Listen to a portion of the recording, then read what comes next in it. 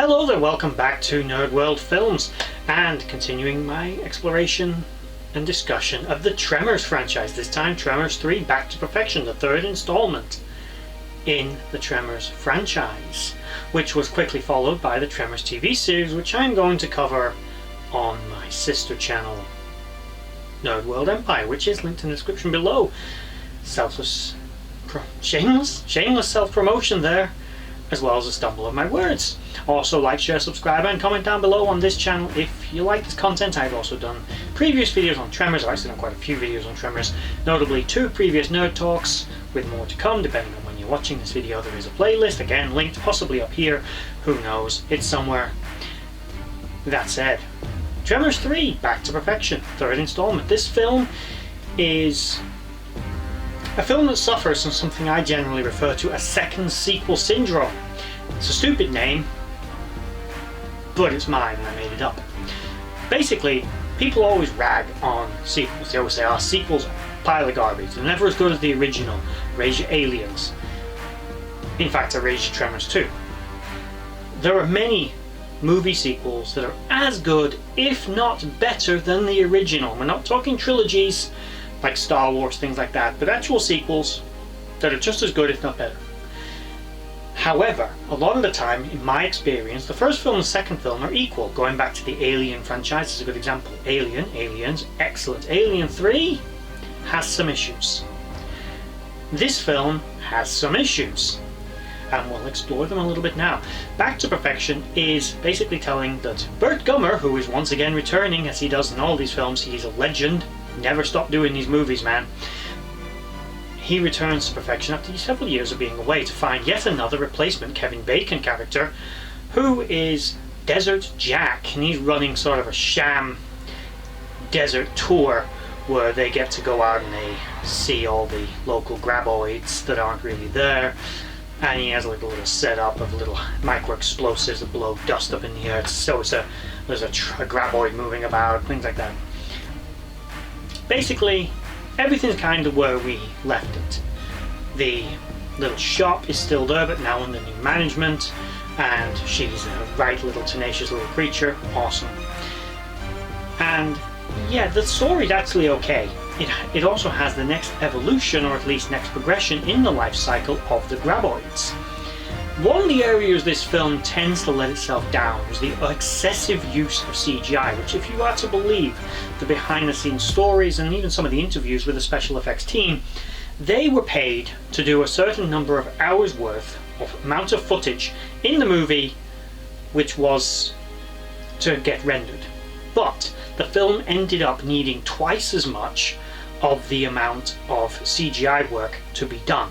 Now, to their credit, they tried to do some of this work themselves because they wanted to get it done, but it definitely has a feeling that it was never quite right, and the movie mistakenly abandoned the practical effects that made the first 2 movies so damn good, and leaned heavily into CGI, and you can tell.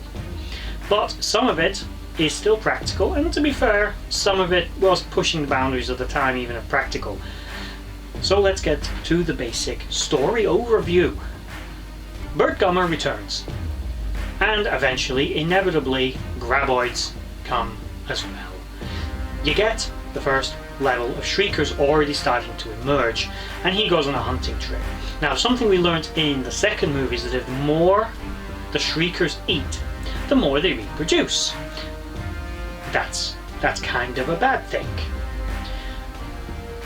So, Burt, by this point, has also improved his compound with large subterranean concrete walls to stop the graboids from getting in very successfully. It's demonstrated in one scene that a graboid can't get through. In fact, it rams straight into the side of the concrete embankment and is killed instantly. Glorious. Burt Gummer, you are a legend. Never stop being you.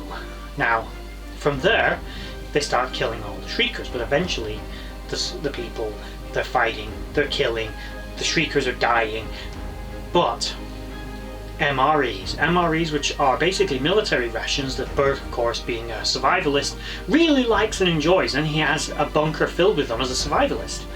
The Shriekers get in, and he realizes that if they eat all this shit, it's going to be bad. But before this, actually, we have learned that there is another evolution in the life cycle. See, the Shriekers eventually shed their skin and they turn into the creature known as an Assblaster. When this is first encountered, it basically looked kind of like a Shrieker, but it has a more elongated, slightly more streamlined body and has developed some nice little petrol wings near the rear of it, as well as a petrol jet engine at the back. It works a bit like a firefly, mixes two chemicals together, it causes an eruption. Basically this thing ignites its fart and it catapults it through the air. Flight might be giving it too much credit, but falling with style might be the right term, I think. And yeah, that's definitely the way it goes with this creature. They're also a little explosive, and by this point they've practically stopped reproducing. So basically the life cycle is you get the Graboid. Obviously there's a larval form of the Graboid that grows into the other one, which I'll get into in the next movie. Grows into the Graboid eventually gorges itself and like a caterpillar bursts into little Shriekers. The Shriekers then eat and eat and eat. They keep regurgitating more of themselves until there's loads of them, and then they shed their exoskeleton, their skin, and they become Assblasters, but at that point they practically stop reproducing. They then spread their seed literally far and wide. Each one of them is now pregnant, and they go off and they lay an egg, a single egg, but that one egg will become a Graboid. That Graboid will become 3 Shriekers. Those Shriekers will multiply into potentially hundreds of Shriekers. Each one will eventually become an Assblaster. That's the basic life cycle of them. I actually have a video dedicated to the life cycle of Graboids, which is either in that playlist or hopefully I'll link it above or below. Who knows? In addition to that, you have the group of survivors now trying to deal with these new Assblasters, as they're so eloquently named. And they're trying to also catch one alive once again. Now there's actually a subplot going along in this movie which I've not mentioned so far, but I'm going to bring it up. But I think, to be honest, the movie could do without it. First of all, you've got this asshole back from the original movie. This fucking little shit kid from the first film is now an adult, and he's kind of rich, and he's got a load of land, and he wants to buy up Perfection Valley, and he wants to turn it into condo or golf course or some shit. And there's another subplot about some gangsters from Las Vegas. Basically the film could do without it. It's more just a comic side story. It doesn't need it, but it's going on. Be aware of it. It's sort of a sideline that's happening in the background. There are some just desserts moments that do take place in the film which are quite entertaining, where these people get eaten or get their literal just desserts, but for the most part the film could just do without them. Now, as I said, going back to Bert's compound, by now it's actually the Assblasters, who actually have got in there. Bert realizes they're going to start eating all of his MREs, so he sets the place to blow. They get out through an escape tunnel, the place blows up and takes out the Assblasters that have got in there. This is the point where he gets a radio message from other survivors back in town that tell him, oh yeah, the Assblasters, they've just ate a load of food, but it knocks them out. They've actually managed to subdue one and tie it up, because these things overeat. They basically slip into a coma. Unlike the Shriekers that need to eat to reproduce, these things don't need to. They get bloated and they basically fall asleep. And the irony is killing Bert. What kind of god? Yeah? Now, that's a great line in the film. Eventually, of course, they do manage to prevail, and Bert Gummer, once again, is victorious in defeating the Assblasters. And at the end of it, they have one which Siegfried and Roy want to take away as a pet to replace another tiger. Because, I don't know, there's some story about maybe the tiger ate one of them, who knows. I can't remember. All these sort of side threads kinda don't matter. The only satisfying moment is when this asshole from the first movie, the asshole kid from the first one, Bobby, is stuck on a rock and left there after he basically got a load of people killed by just being a humongous douchebag, and he gets just abandoned there by Bert and the others. They just kind of leave him there to be surrounded by one of their last remaining Graboids. They simply refer to as sort of, it's like the Moby Dick. It's a great white. It's an albino Graboid, and apparently, not that this is true biologically, but albinos are often eunuchs. They can't actually reproduce in this universe. Basically, this particular Graboid can't breed, so it's the last one. And it is declared an endangered species, and its natural habitat has to be protected, which means they can't develop it into a golf course, so screw him. It also was instrumental in actually saving Bert and the others. Bert actually got eaten by a Graboid at one point in this movie, which will be relevant in a later film, but he managed to blow it up because, you know, he's Bert. But this thing, while they're fighting the Shriekers in the sort of garbage lot recycling center, whatever the hell it is at the end of the movie, it actually raises up and eats one of the Assblasters, because I don't think cannibalism really means much to these things. It's a valid target. Ordinarily, most likely, once these things have mutated into Assblasters, there probably wasn't meant to be any Graboids around.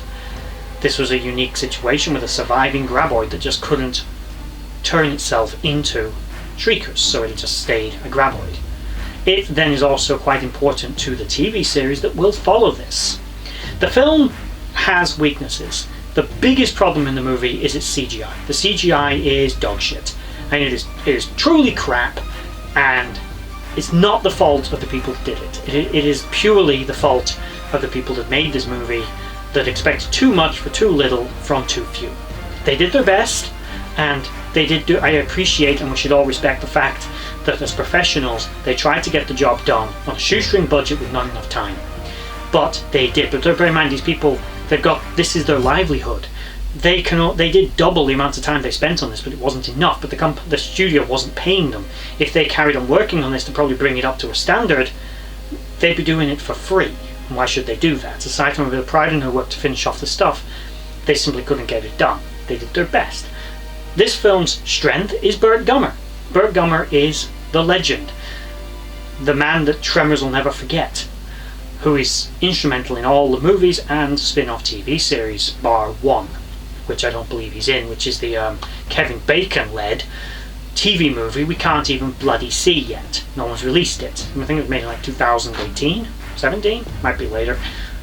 I'll put it on the screen if I remember.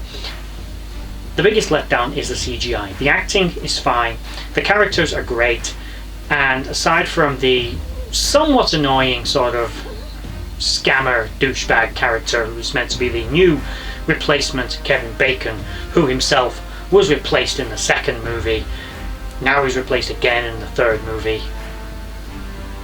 Yeah, they don't even bring Fred Ward back for this film. So what do we have? We have a relatively good film which was made on a poorer budget, but they tried. So I'm going to give this film a lot of credit. I'm going to give it, in my legendary scoring system, a 5 out of 6, just like Tremors 2. It died. You could argue it doesn't deserve it. And I was actually going to give this a 4 out of 6, but you know what? That's most of the CGI letting it down, but the fact that the team put so much effort into it, it was a labor of love, even though it didn't really work out in the end as being something that would hold up, and even back in the day when this was made, it didn't hold up. They tried, and that should be rewarded, and this is their reward. They get 5 out of 6.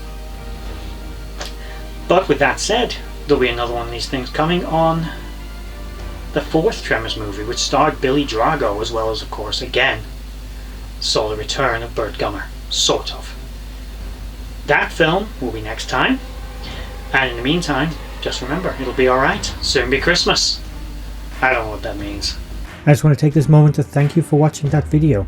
If you liked what you saw, please check out my social links in the description box below to Instagram and Twitter and others, and also is down there a link to my Patreon page where you can support this channel and the others as I try to grow this franchise and do this more regularly.